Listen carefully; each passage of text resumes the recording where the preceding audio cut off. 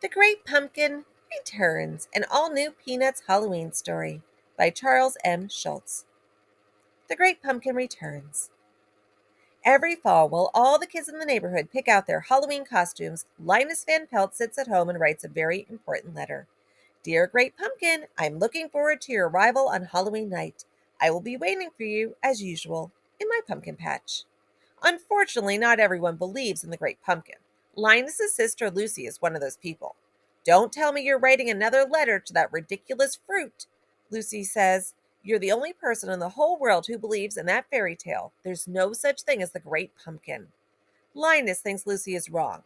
He's not a fairy tale, he's real, he tells her. Then Linus gets an idea. I'll show you, says Linus. I'll find someone else who believes in the Great Pumpkin, and on Halloween night, we'll wait in the pumpkin patch together.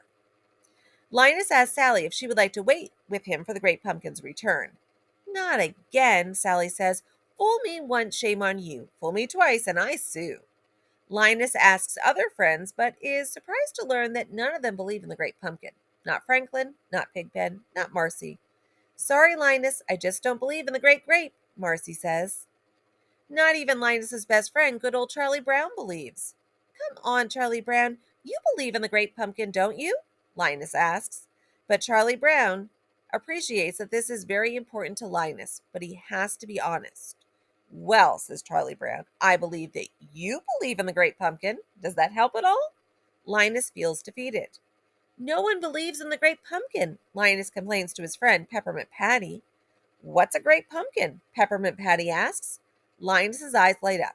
Every Halloween night, the Great Pumpkin arises majestically from a sincere pumpkin patch and showers his believers with presents and warm autumn wishes, he explains. Really? Asks Peppermint Patty. Yes, warm autumn wishes, Linus repeats. And presents? Peppermint Patty asks.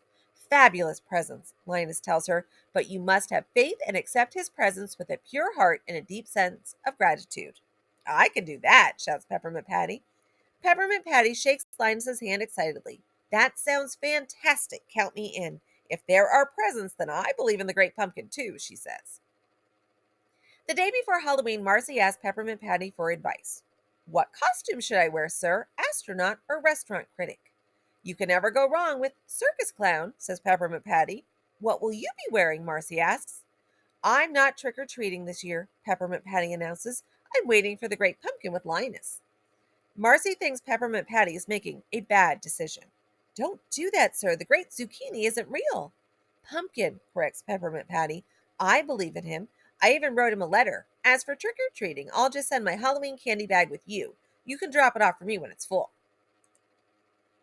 At last, it's Halloween night. Linus is waiting patiently in the pumpkin patch when he sees two familiar faces, Snoopy and Woodstock. Are you waiting for the Great Pumpkin too? Linus asks. Snoopy shakes his head no. Sorry, old sport, we must be going, Snoopy thinks, patting Linus on the back. We're on a top secret mission.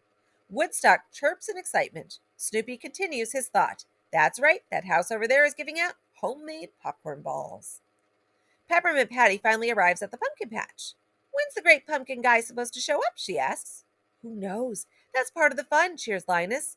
Well, I'll wait as long as I have to, just as long as I get my new baseball glove, says Peppermint Patty. That's what I asked the Great Pumpkin to bring me. Linus is shocked. You can't ask for something specific, he says. The Great Pumpkin brings whatever he chooses to bring you. If anything at all, he is benevolent and exercises his own judgment. You've insulted him. He's never going to show up now. How was I supposed to know that? Peppermint Patty hollers. It's not like you gave me a brochure to read. Linus is furious. Get out, he says. Leave this pumpkin patch. Linus looks to the sky and cries out, Forgive me, Great Pumpkin. I didn't mean to insult you. Bring me whatever you want, or don't. It's fine either way. Just show up this year, please. An hour passes, then another one. Linus wishes Peppermint Patty was still waiting with him. He feels embarrassed about insulting the Great Pumpkin and ashamed of how he treated his friend. Linus is still in the pumpkin patch when Snoopy and Woodstock return. Snoopy is carrying a plate full of homemade popcorn balls. Snoopy stops and gives Linus a popcorn ball. He thinks to himself, poor chap, looks like he's had a rough night. Have a treat. This mission was hard on us, too. Snoopy and Woodstock march back home. The next day, Linus bumps into Marcy, Charlie Brown, and Peppermint Patty. Linus looks at Peppermint Patty. I'm sorry for how mean I was to you. I just wanted to see the great pumpkin so badly that I lost my temper. Don't feel bad, Linus, Peppermint Patty says. There's always next year. It's always the same, complains Linus. I wait and he never shows up. I should stop believing in the great pumpkin. Marcy now understands how upset Linus is. Don't stop believing, she tells him. Your belief in the great pumpkin makes you a dreamer. The world needs dreamers.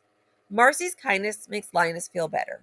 You're right. Next year, I'll make the pumpkin patch even more sincere. Who's with me? Linus asks. Not us, said Marcy, but we are behind you. Last night wasn't all bad, Linus continues, thinking about it. After all, Snoopy did bring me a popcorn ball. You spent all night in a pumpkin patch and got a popcorn ball? Charlie Brown sighs. I went trick-or-treating for hours and only got a toothbrush. All right.